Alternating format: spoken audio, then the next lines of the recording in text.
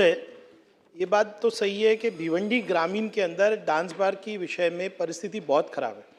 अध्यक्ष महोदय, भिवंडी से आप कल्याण जाते वक्त खाली राइट लोगे तो पूरे डांस बार वहाँ पर है।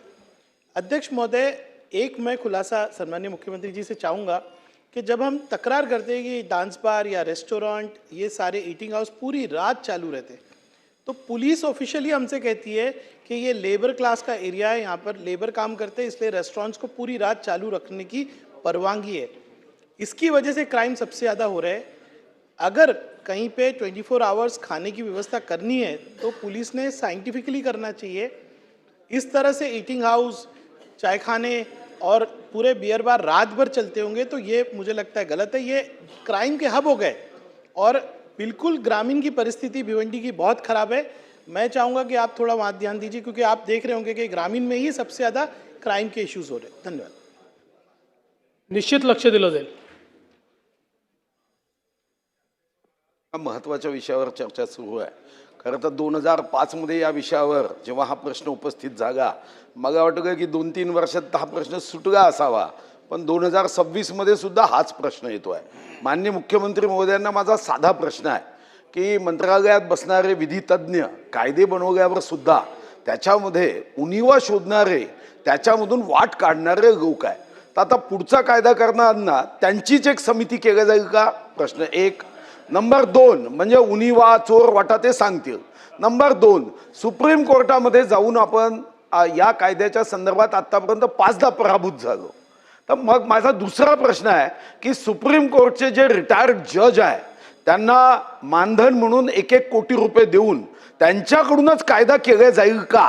म्हणजे पुन्हा हा कायदा तोडण्याची हिम्मत कोणी करणार नाही, चोर वाटा काढणार नाही, उणिवा शोधणार नाही।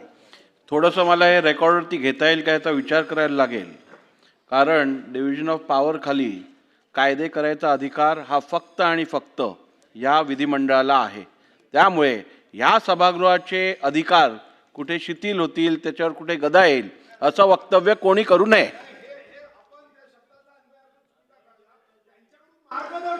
हा, मार्गदर्शन सुधीर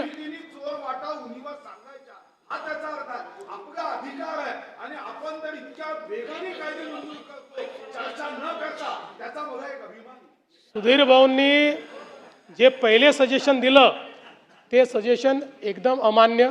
याचं कारण त्या सजेशनचा अर्थ असा आहे की चोरी वाढून राहिली म्हणून चोरी कशी बंद करायची याकरता चोरांची समिती तयार करा। अशी समिती अंधेर नगरी चौपट राजामध्येच तयार होऊ शकते, ती या राज्यात तयार होऊ शकत नाही। दुसरं जे सजेशन त्यांनी केलं आहे त्यात कायदे तज्ज्ञांचा आपण मदत घेऊ, पण सुधीर भाऊ शेवटी जो आपण कायदा केला तो आपण सुप्रीम कोर्टात टिकवलेला आहे। त्यामुळे आता कायदा नाही अशी परिस्थिती नाही आहे, तो कायदा टिकलेला आहे। आता त्यातनं त्यांनी पळवाट ही काढली आहे की त्या कायद्याच्या अंतर्गत लायसन्सच मागायचं नाही, ते दुसऱ्या कायद्यात मागतायत। म्हणून आता दुसऱ्या कायद्यात अमेंडमेंट करून लायसन्स घ्यायचं असेल तर याच कायद्यात घ्यावं लागेल, या कायद्यात घेता येणार नाही, अशा पद्धतीची अमेंडमेंट आपण आणतो। ही चोर पोलीसची लढाई जन्मभर चालली आहे, ते पळवाटा शोधणार आणि आपण पळवाटा बंद करणार। प्रश्न क्रमांक 6। प्रश्न क्रमांक